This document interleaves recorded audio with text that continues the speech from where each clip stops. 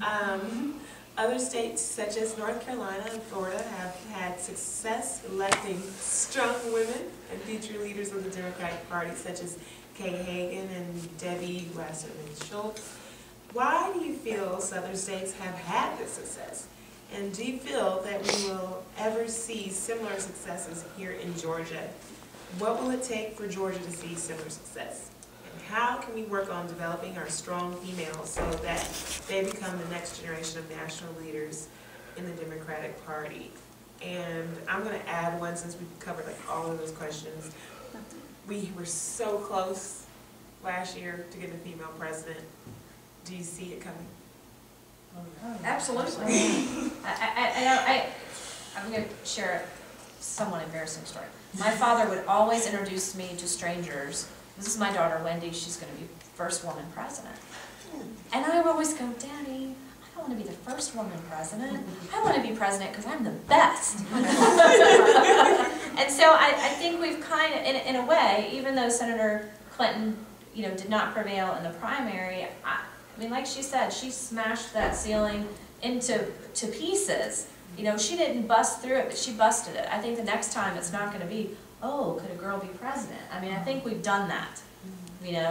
Now we just have to make sure, again, that we get the right people running at every level of office, so it's not shocking and surprising that a woman would be a leading nominee and would be able to raise the kind of money it takes. Yeah. So again, it's about the bench. In North Carolina, I wasn't really paying very close attention to North Carolina, but after their state candidate primary, I saw the results.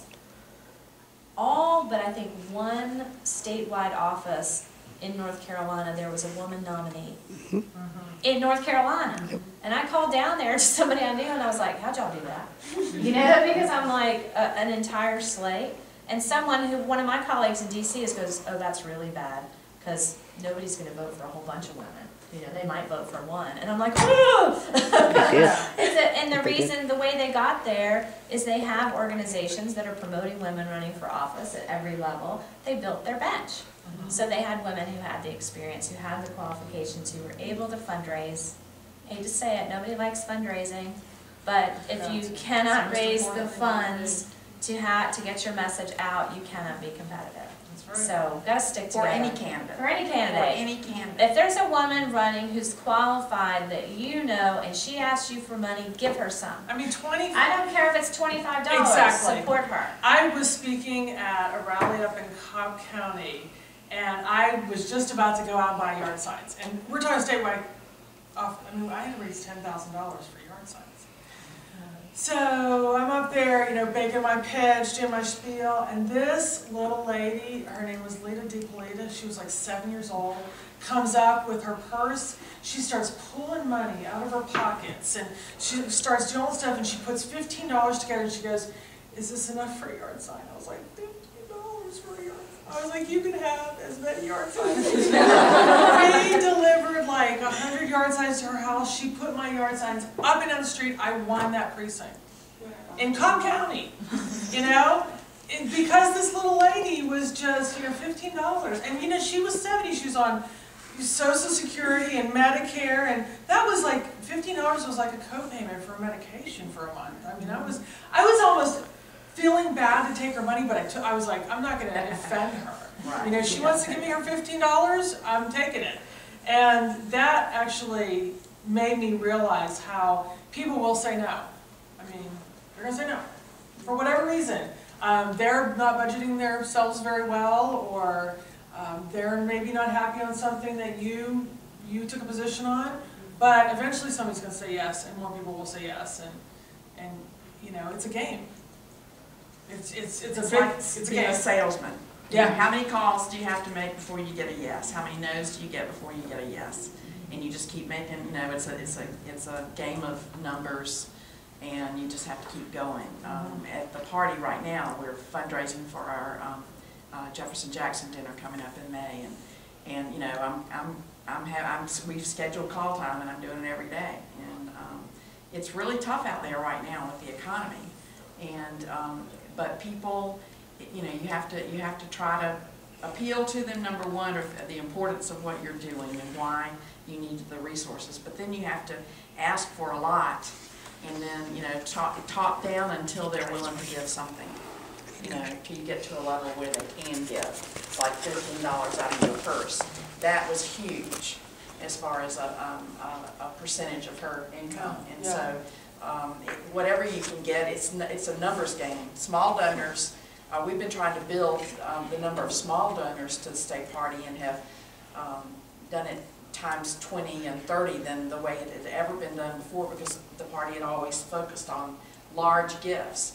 But we really, you know, have had thousands of $25 gifts. And now we have those people's names and emails and addresses, and what y'all are doing with the Tomorrow Club. Future. Okay?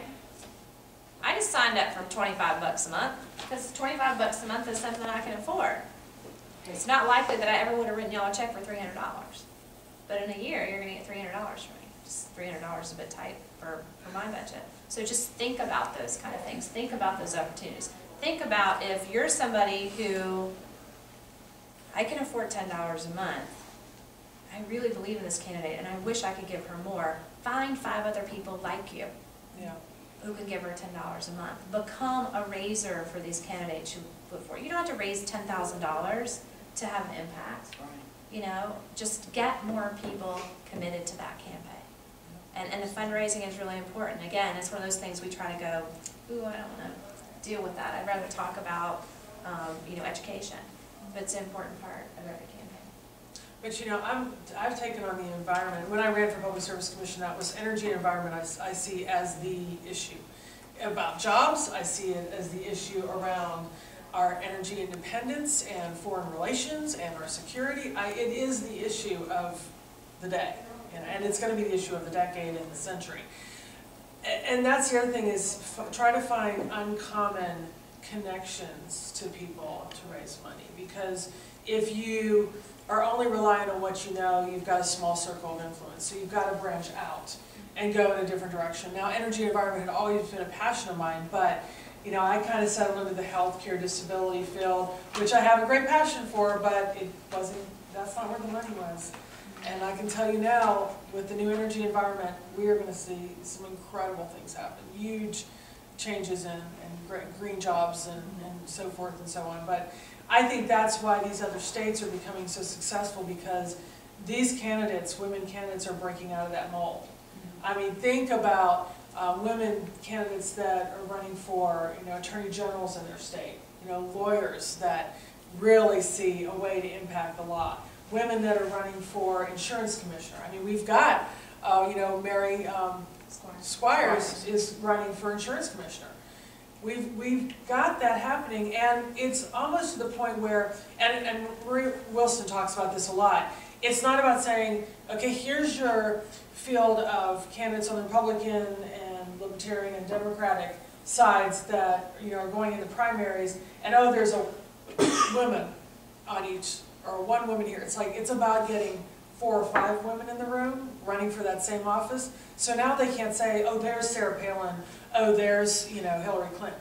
It's more like there's Hillary and Sarah and, you know, Beth and Jane and Wendy and also there's Bob and John and Patrick and blah, blah, blah. And all of a sudden they can't say, oh, look at her pantsuit. I mean, that's the other piece that Marie talks a lot about, is we have to look at a field of 10 candidates and say there's 5 women, 5 men. There's 3 Hispanics and 3 African Americans and 3 Caucasians and, you know, and 1 Greek. I mean, that's the kind of culture that I think the next generation is helping us, because we wouldn't have President Obama if it wasn't for the hope and aspirations of the next generation. Even though the numbers were still not where we'd like them to be, I think a lot of young people called their grandparents and said, please vote for President Obama. They did. And that was powerful. They did. That was huge. And look at these stories. Again, study these women.